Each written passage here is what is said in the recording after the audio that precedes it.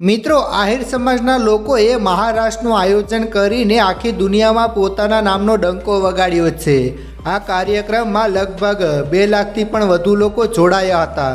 સાથે તમામ આહિરોને એ પણ વિશ્વાસ હતો કે આ ભીડમાં ભગવાન શ્રી કૃષ્ણ કોઈપણનું રૂપ ધારણ કરીને જરૂર આવશે અને ખરેખર અંતિમ દિવસે બન્યું પણ કંઈ એવું જ હતું।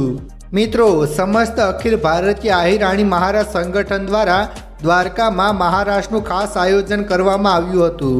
રવિવારે દ્વારકામાં 37,000 જેટલી આહિરાણીઓએ એક સાથે રાસ રમીને ઇતિહાસ રચ્યો હતો।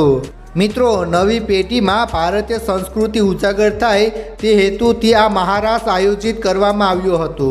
આ આયોજનમાં ભાગ લેવા માટે સમગ્ર ભારત સહિત વિદેશમાં વસતા આહિર સમાજના લોકો પણ અહીં પહોંચ્યા હતા।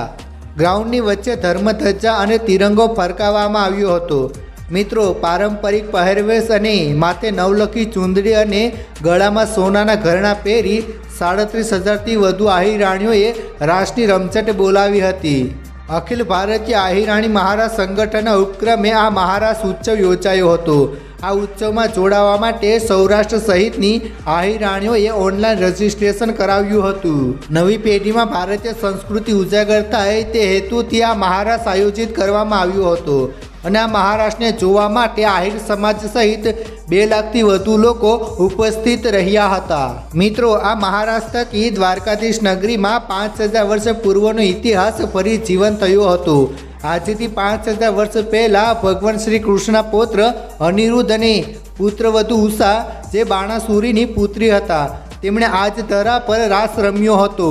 ભગવાન શ્રી કૃષ્ણ અને તેમના વંશજોની તે સ્મૃતિ રૂપે જ દ્વારકામાં આ મહારાસનું આયોજન કરાયું હતું। જોકે સમગ્ર કાર્યક્રમના આયોજન પાછળનો મુખ્ય હેતુ હતો એકતા અને શાંતિ સંદેશ તેમજ ભારતીય સંસ્કૃતિ પ્રત્યે ઉજાગર કરવાનો હતો।